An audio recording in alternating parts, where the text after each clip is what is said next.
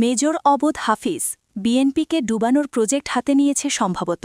BNP সহ সারা দেশ যেখানে হ্যাঁ ভোটের পক্ষে, তখন তিনি বলেন গণভোটের কোনো আইনি ভিত্তি নাই। জনাব হাফিজ 111-এ যখন তারেক রহমানের কোমর ভাঙার আয়োজন করেছিলেন, সেটির আইনি ভিত্তি ছিল। খালেদা জিয়াকে মাইনাস করতে চেয়েছিলেন, সেটির আইনি ভিত্তি ছিল। সে সময় বিএনপির মীর জাফর অংশের মহাসচিব হয়েছিলেন, সেটির আইনি ভিত্তি ছিল।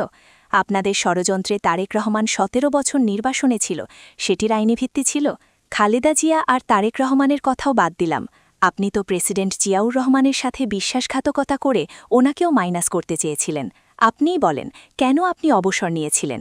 আপনি অবসর নেননি, বরং প্রেসিডেন্ট জিয়াউর রহমান আপনাকে অবসর নিতে বাধ্য করেছেন। জিয়াউর রহমানের সাথে মির্জাফরি করার কারণে আপনি গণভবনে গ্রেফতার ছিলেন। বুকে সাহস থাকলে বলুন এটি মিথ্যা। সেখান থেকে কোর্ট মার্শালের ভয়ে পালিয়ে গিয়ে আপনার সাবেক জোনে আশ্রয় নিয়েছিলেন, কিন্তু জিয়াউর রহমান আপনাকে ক্ষমা করেননি। সেখানে তিনি নিজে গিয়ে আপনাকে সাবেক পিএস হিসেবে করুণা করে শর্ত দিয়ে অবসর নিতে বাধ্য করেছে।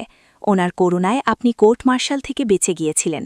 জিয়াউর রহমান থাকাকালীন তো বিএনপিতে আপনি আসতে পারেননি, তাই যখনই সুযোগ পেয়েছেন বিএনপি ও জিয়া পরিবারকে বাস দেওয়ার ধান্দায় ছিলেন।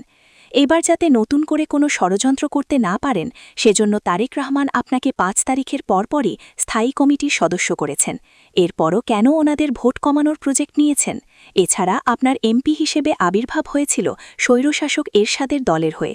1990 সালের গণঅভ্যুত্থানে এরশাদের এমপি হিসেবে আপনারও পতন হয়েছিল। সেজন্যই কি গণঅভ্যুত্থানের পক্ষ নিতে আপনার এত কষ্ট? মাসুদের মতো ভালো হয়ে যান হাফিজ সাহেব। 24-এ নির্বাচনের আগে শেখ হাসিনার সাথে ষড়যন্ত্রের আভাসে বিএনপির শোকেজে অবসর নিতে চেয়েছিলেন। অবসরেই থাকুন, নয়তো বিএনপি ও গণঅভ্যুত্থান বিরোধী ষড়যন্ত্র বন্ধ করুন।